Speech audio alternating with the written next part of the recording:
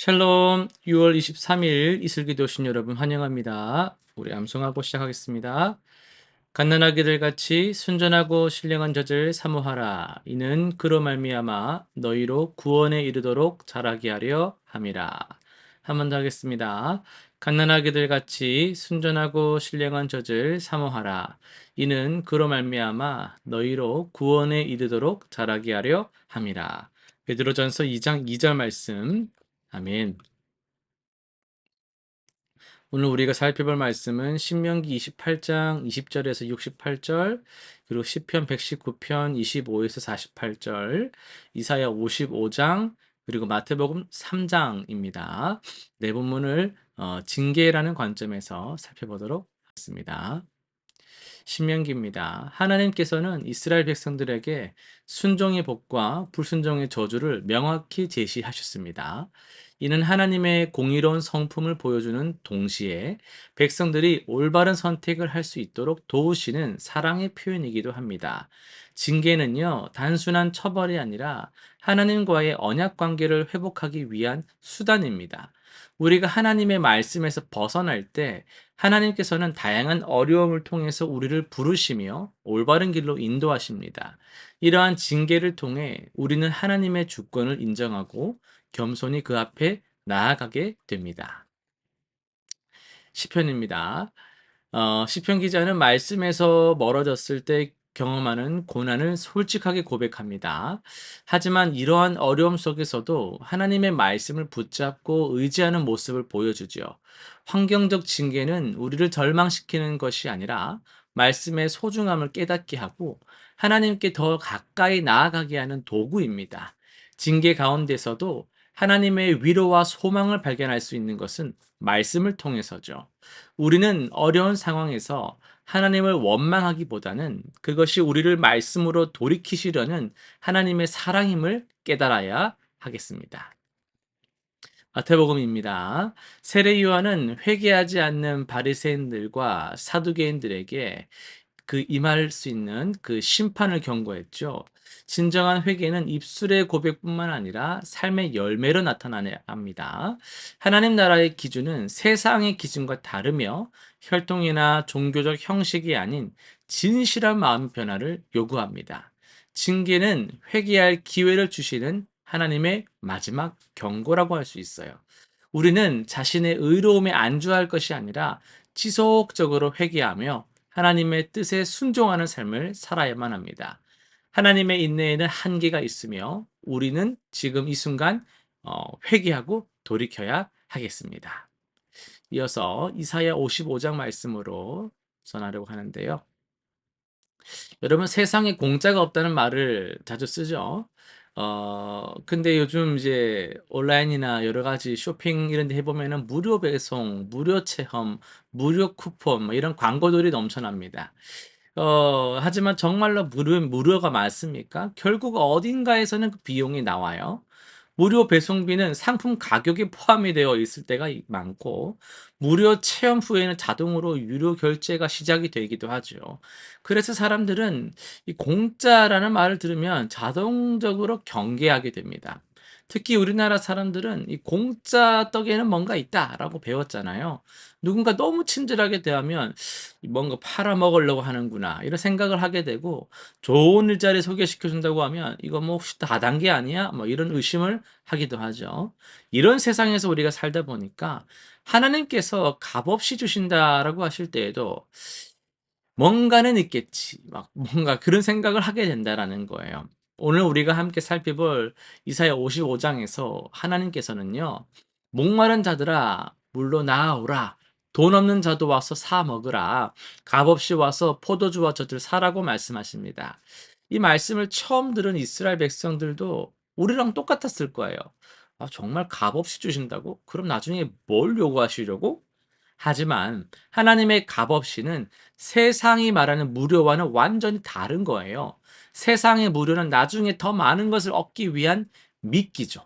하지만 하나님의 값없이라는 것은요, 조건 없는 사랑입니다. 여기에는 숨겨진 의도도 없고요, 나중에 청구할 대가도 없습니다. 하나님께서는 목마른 자들아라고 부르실 때 이것은 단순히 물이 필요한 사람을 의미하지 않습니다. 마음의 갈증요, 영혼의 메마름요, 삶의 공허함을 느끼는 모든 사람을 다 부르시는 겁니다. 현대인들은 물질적으로는 좀 상대적으로 풍요해졌지만요, 정신적으로, 영적으로는요, 너무나도 갈급하고 목마름을 느끼고 있습니다. 성공하기 위해서, 안정적으로 살기 위해서 밤늦게까지 일하죠. 아이들 교육을 위해 사교육비를 쏟아붓죠. 건강을 위해서 막 건강식품도 계속 사 먹어야 되죠. 행복을 위해 여행은 또 다녀야 되죠. 명품도 하나쯤은 사야 되죠. 뭐 그 다 뭐 하는데 허전해. 하는데 허전해요. 하나님께서는 바로 이런 우리에게 묻고 계시는 겁니다. "너희가 어찌하여 떡이 아닌 것을 위하여 돈을 쓰며 배부르게 하지 못할 것을 위하여 수고하느냐." 여러분 요즘 가성비란 말을 좀 잘 쓰잖아요. 가격 대비 성능이 좋은 제품을 찾는 거죠. 그런데 우리 인생에서 가장 가성비가 좋은 것이 무엇일까요? 하나님께서는 값없이 주시지만 그 효과는 영원하다라고 하십니다. 세상의 것들은 비싸게 주고 사도 결국 시들고 없어지는 썩어질 것들이지만은 하나님께서 주시는 것들은 영원히 만족을 줍니다. 그런데 많은 사람들이 여전히 하나님의 초청을 거절합니다. 왜일까요? 하나님은 이렇게 답하세요. 악인은 그의 길을, 불의한 자는 그의 생각을 버리고 여호와께로 돌아오라. 여기서 악인이란 흉악한 범죄자만 의미하는 것이 아니고요. 하나님보다 자신의 방법을 더 신뢰하는 사람을 의미합니다. 우리는 종종 내가 더 잘한다라고 생각을 하잖아요. 하나님이 주시는 것보다 내가 직접 얻는 것이 더 확실해 라는 생각들을 은연중에 한단 말이죠. 기도하고 기다리기보다는 내가 움직이는 게 좀 더 빠르다라고 생각을 하는 거예요. 하지만 하나님께서는 내 생각은 너희의 생각과 다르고 내 길은 너희의 길과 다름이니라. 하늘이 땅보다 높음 같이 내 길은 너희의 길보다 높고 내 생각은 너희의 생각보다 높으니라. 이렇게 말씀을 하세요.